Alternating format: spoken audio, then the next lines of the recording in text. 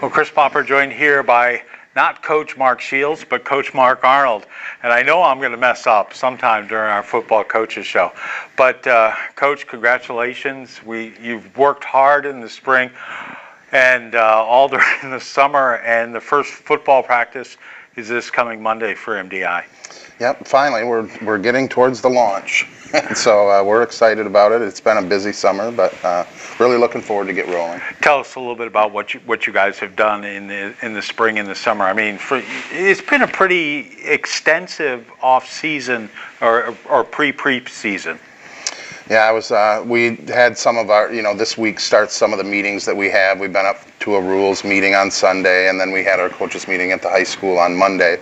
And I was talking with our other coaches and just thinking about, it seems like we put a lot of miles on already, but it's always this last week, it seems like you're waiting and waiting and waiting, and then we finally reach the point where, we're about to start, but we've had a lot of things from signing up kids way back in March in the high school, going around to our middle schools in the spring, and then as we started the summer, we had our combine for our kids, and then a mini camp to start the summer, and then throughout the summer, we have a field night every Wednesday evening, and we've been working to install our offense, and we have a lot of new kids who are in the program, and so just getting them familiar. We have a lot of kids who've never played football before, and just getting them familiar with positions on the field, and it seems a little different. The past 2 years we've had, in the time that I've been here, the 10 years that I've been here,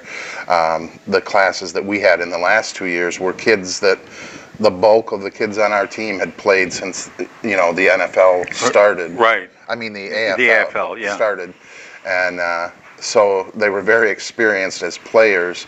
And so I was thinking about how different sometimes our summer practices were this summer compared to the past couple of years. It was neat. You did have a combined AFL fun jamboree, yeah. And it was neat to see all the varsity players that were participating in that. Yep. This past Wednesday, we had a night where our high school players kind of acted as coaches for our younger players, and it was really just a time for, we kind of build it as a chance for our entire football family to get together, and it really wasn't a format that I had done in the past, but it turned out really well. I've gotten some nice responses from that, from some parents, especially of the younger kids, and even our high school kids saying how much they enjoyed it.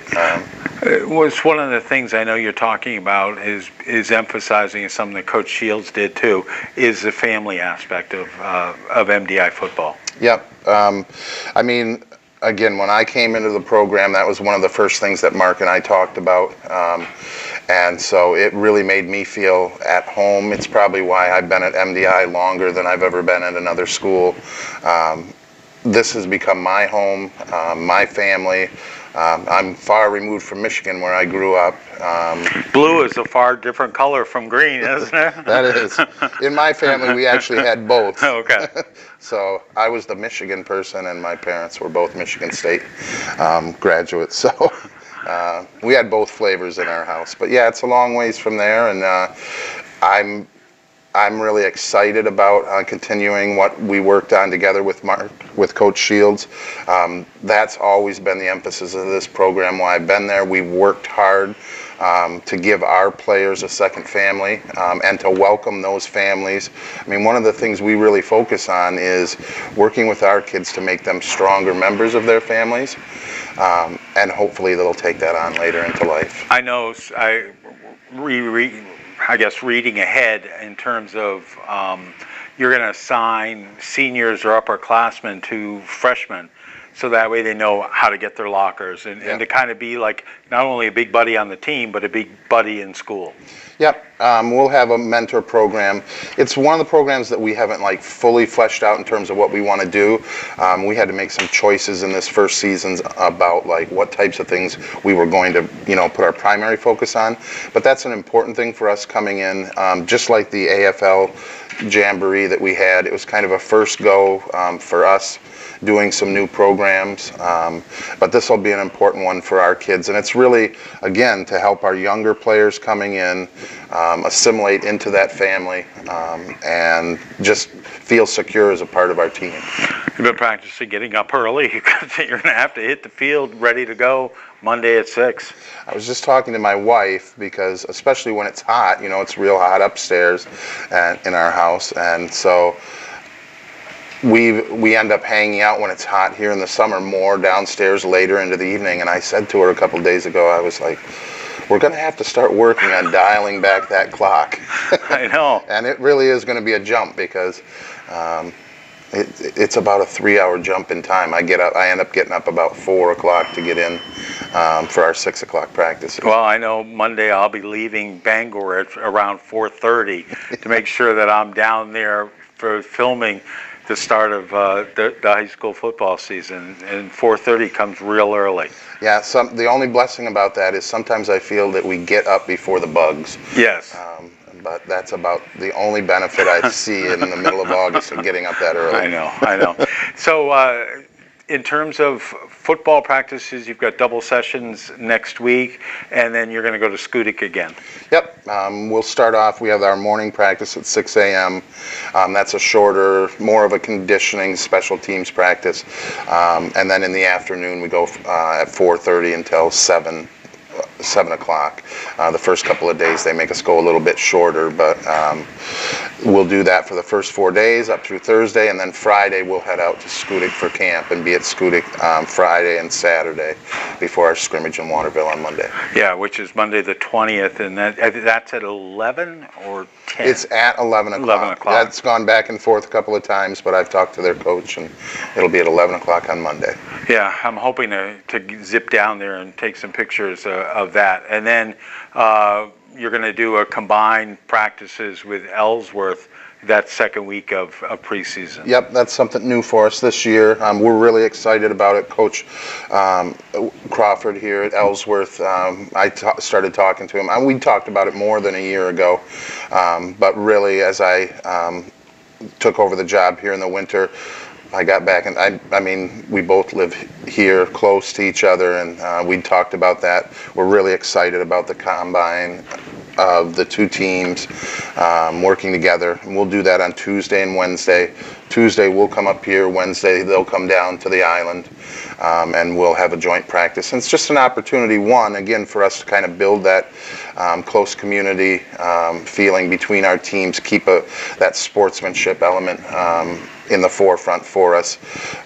But it also gives us a chance to kind of see a different coaching staff and have our kids see how another program works, and vice versa. It's modeled kind of after the NFL, because you've got a lot of teams that will practice together and then have a exhibition or scrimmage against each other. Yep, and I mean, football, like I say, there's that kind of community element of it, we've kind of worked at keeping that relationship instead of one that's, kind of adversarial. We've tried to keep that more of we don't play in the same conference, right. So we just think it's healthy. We play in a lot of other sports where our kids are clashing on the field like that, and so that's a focus. But really, the true benefit is when we combine the teams together and have better numbers, especially our second team kids, we can really get more work in those 2 days than we could if we were just doing it ourselves.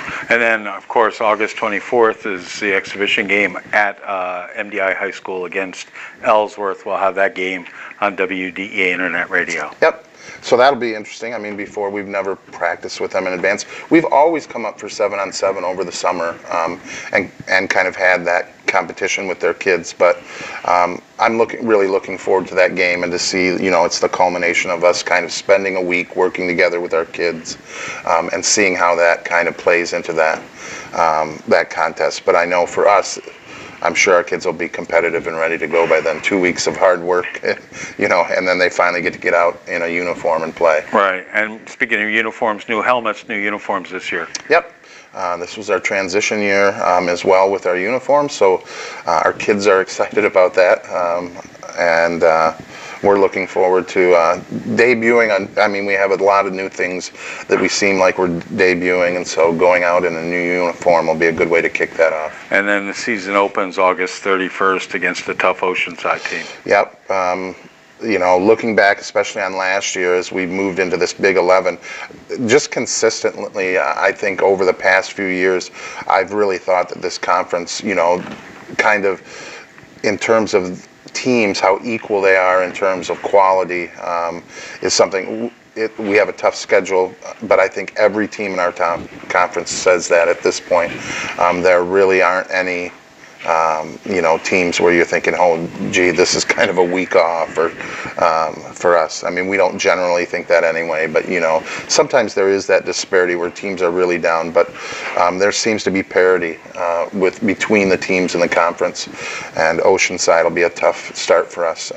Really, right from Oceanside through is going to be tough week in, week out. Yeah. All right, all the games will be on WDEA Internet Radio once the Red Sox get over. Hopefully that won't be till late in October. Then we'll transition to having them on the radio.